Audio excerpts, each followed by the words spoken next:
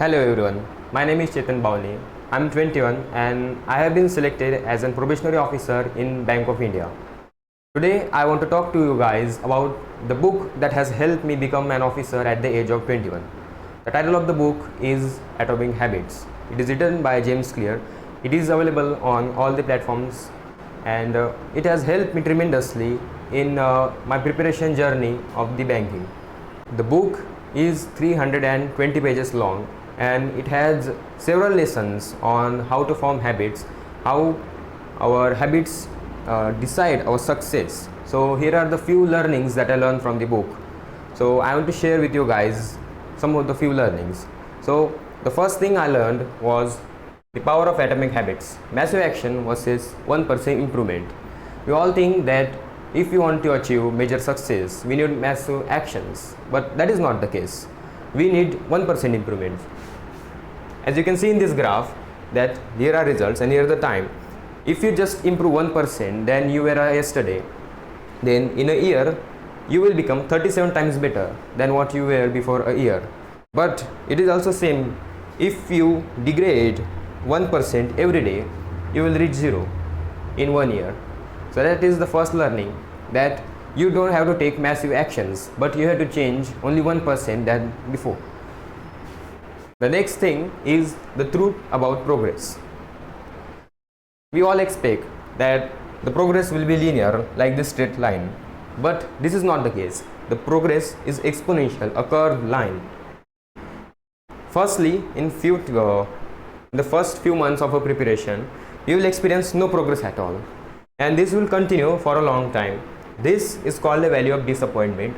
Many people leave their preparation journey because they don't see progress at all, but this is the reality.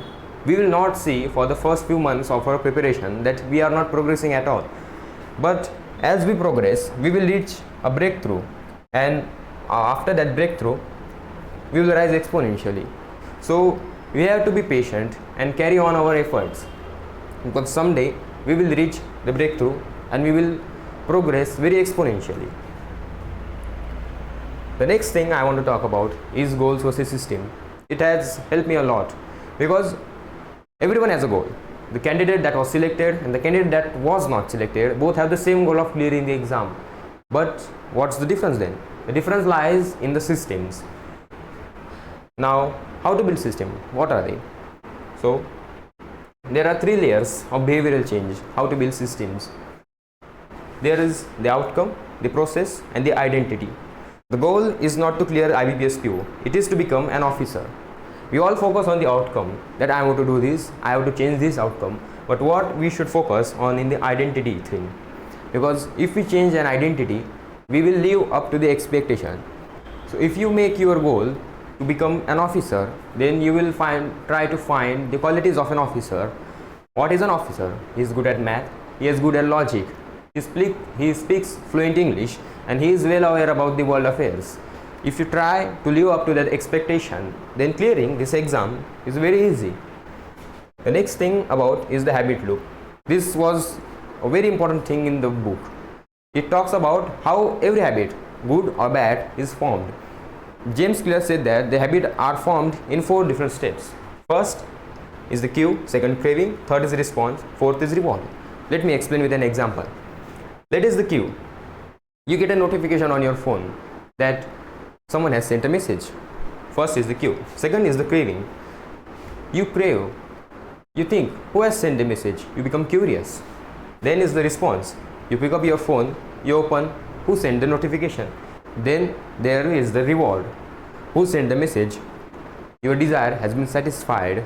Every habit forms in these 4 steps, and after repeating these habits for several times, our brain start associating the cue with the reward.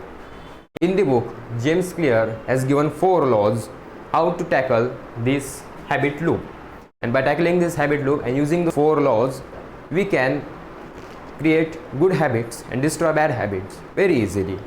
The next thing I want to talk about is making a habit scorecard. You have to make a habit scorecard, because if you are not aware of your habits, how can you change them? To change your habits, you have to first to be aware of them. So write down everything from waking up to sleeping, on your paper and write plus sign to the habits that are beneficial for your goal, minus sign the habits that are not beneficial for your goal, and neutral which do not affect your goals. So once you identify which habits are good, which habits are bad, and which habits are neutral, you can take steps to tackle these habits and can progress towards your goal. The next thing is don't break the chain. Consistency is the key. In this book, it is clearly said that if you skip a habit for 2 days, then it is starting towards a bad habit. So we all have bad days. So what do? So let's say on a good day or normal days we do 10 puzzles, but on a bad days we don't feel like studying at all. But many people skip, they do not do anything at all. But we should not do that. We should do less. But showing up is necessary. If you do 10 puzzles, then do 2 of them only at that day, but do the work that you have to do.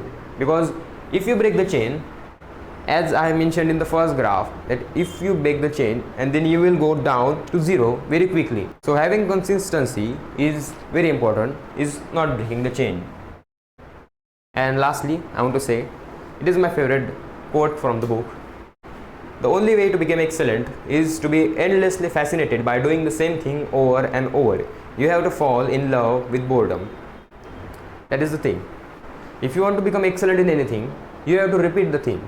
And we all know that repetitions are boring.